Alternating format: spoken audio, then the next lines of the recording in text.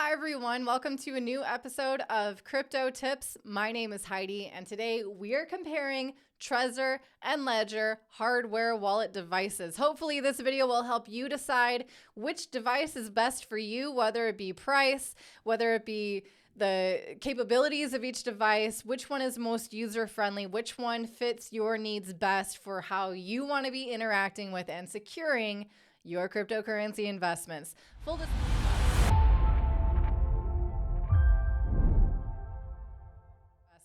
Full disclosure, this video is not sponsored by Trezor or Ledger. This channel does not offer sponsored content, paid promotions, any of that stuff. Trying to have as much of an unbiased opinion as possible, but I do have affiliate links for Ledger and Trezor down below in case you did decide that either of these devices will work for you and you want to help support this channel. You can go ahead and use those links provided. Now, also full disclosure, I have been a user of Ledger hardware wallets for several years now. I definitely prefer that one. I've never used Trezor until very recently, so I'm still, getting used to the actual usability of it. But I've done my research, and I can still make comparisons based on that. With my own experience in cryptocurrency over the past several years, I've also used KeepKey and LPL hardware wallets, and Ledger is the only one that I keep turning back to. So we'll see if Trezor can turn that around. I will keep you posted. So today we're going to take a look and compare the two of the OG hardware wallets. These are the hardware wallets that have been on the market the longest. The originals, basically, Trezor, for example, was the first, and Ledger came out shortly after, but Trezor definitely was a bit of a trailblazer here.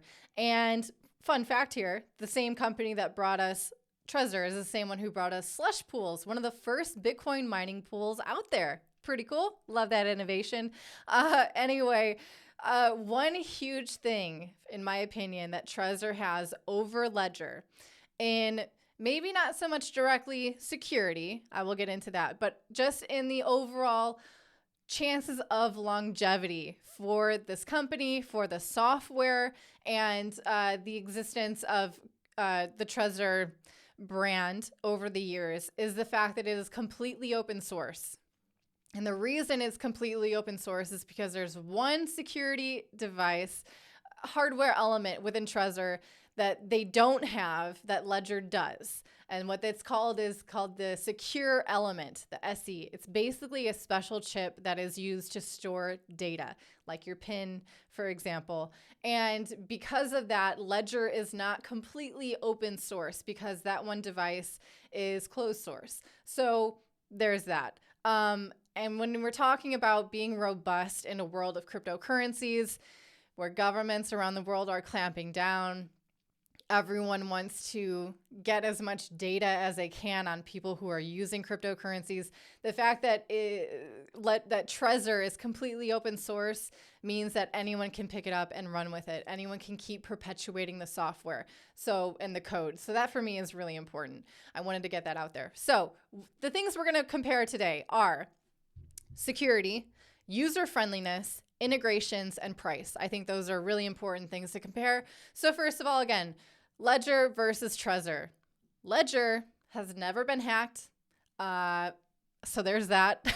I think that's a reason why I keep choosing Ledger, is that peace of mind that you get from knowing that despite all of the efforts of cryptocurrency experts and these hackathons and these bug bounty programs, Ledger has never been hacked. Trezor, unfortunately, can't be necessarily making that same claim. There have been instances where if someone who was able to get into a Trezor device had access to your physical device for at least about 15 minutes, they could possibly gain access to your cryptocurrencies. That exists. Now, I believe there's been some updates to the firmware of Trezor that have remedied this to an extent. I'm not sure if it completely is. Again, if you know this for sure, please feel free to clarify for me and for everyone else who's watching this video down below in the comments. But fact remains that has happened in the past with Trezor. And it's not a remote attack. It's not like someone can target you when they're located on the other side of the world. You have to be bringing your Trezor device either with you to a Bitcoin meetup or crypto meetup and showing someone your Trezor device, and they have it in their hand, and they have a special other computer devices that help them break into your Trezor, and they have to have, access to it for 15 minutes. They can maybe break in. So in all reality, it's still like a distant threat, but it's not complete. It's not a complete, peace of mind situation for Trezor. So I have to say that. So in my opinion, and for that fact, Ledger wins out in terms of security. Whether that has to do with the secure element chip, the SE chip that they use, is yet to be seen. There's definitely some debate back and forth, obviously, from Ledger and Trezor, saying if that's important or not. Okay, so next up, let's look at user friendliness. If you guys watched my unboxing video and initial setup of the Trezor, you'll know it is a lot more user-friendly, a lot more simple, straightforward, clean interface than Ledger Live. Ledger Live and Ledger has a lot of integrations, a lot of options, and I can definitely see how that could be overwhelming for someone who is brand new to cryptocurrencies.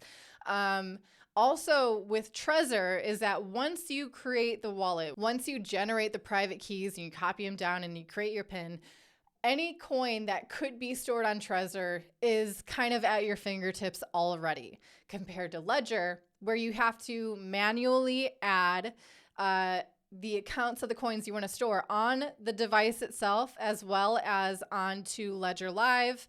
And then from there, you can interact with the coins.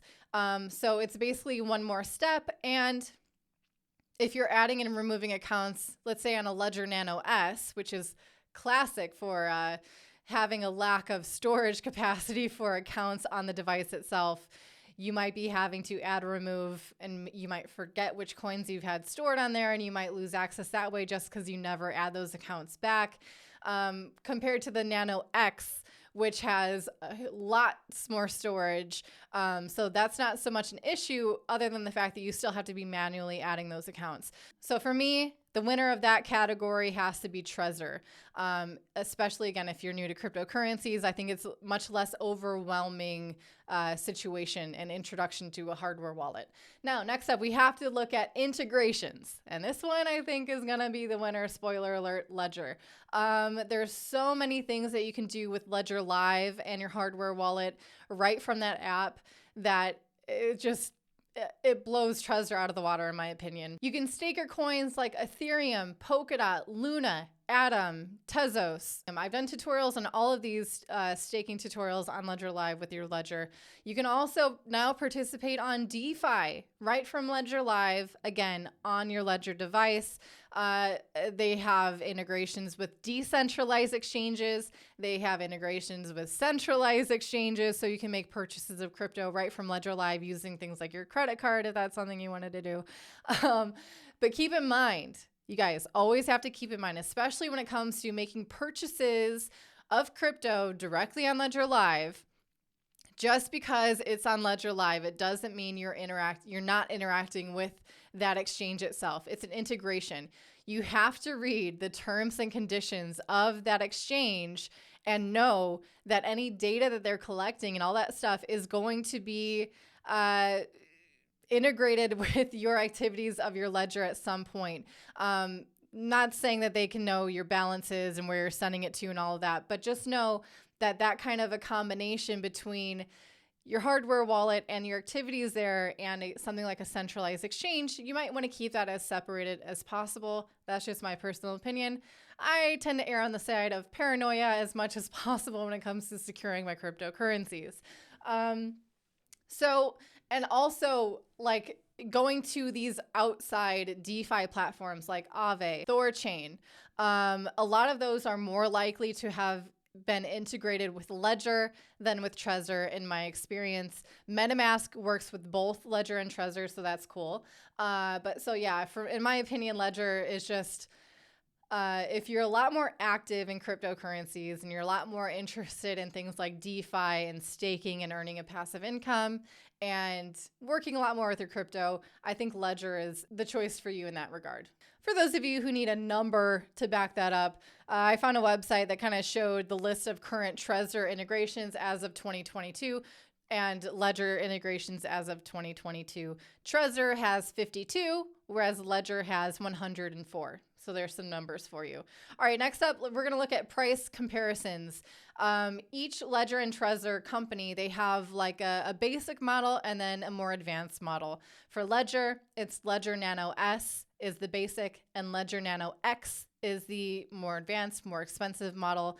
Similarly, with Trezor, they have the Trezor 1, and then they have the Trezor Model T. The basic models of Ledger Nano S is priced at $65, and Trezor 1 costs $63, so very similar costs there. Number of coins supported, again, are very similar, but I think Ledger has slightly more than Trezor, actually. Again, like I was mentioning with the Ledger Nano S, is there's definitely a limited capacity on that device.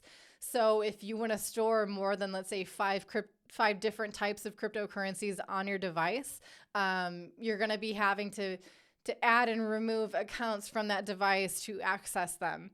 That might be a headache. I can speak from experience that it is a headache. That's why I now use the Ledger Nano X. So moving on to the more advanced models of Ledger and Trezor. The price of the Ledger Nano X is $164, and the price of the Trezor Model T is $221. With the Trezor Model T, you can store, again, XRP, Monero, Tezos, Cardano, and EOS. Those are very similar. I believe you can do all the same with Ledger as well. Yeah, maybe not directly on Ledger Live. I know with Monero, you can connect your Ledger using the Monero wallet, the software wallet.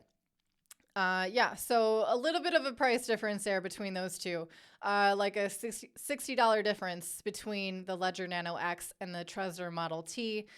So Ledger may be more secure, might have more integrations, costs a little bit less, but slightly less user-friendly. So in my opinion, Ledger still wins out. I will be working with the Trezor as well because diversification is great when it comes to securing your crypto if you can do so in a responsible manner. Anyway, that's my review of the two. I hope that you found this to be helpful and a bit more in depth than what you might find on other basic comparisons of these two. So anyway, if you did, I appreciate it if you hit the like button and hit subscribe with the bell notification turned on so you can get videos. We pump out videos every single day on this channel. If you're new, we'd love to have you as a subscriber or whatever. Leave a comment, say hi. Anyway, I'm going to see you again really soon. In the meantime, I hope you're staying happy and healthy. I'll see you.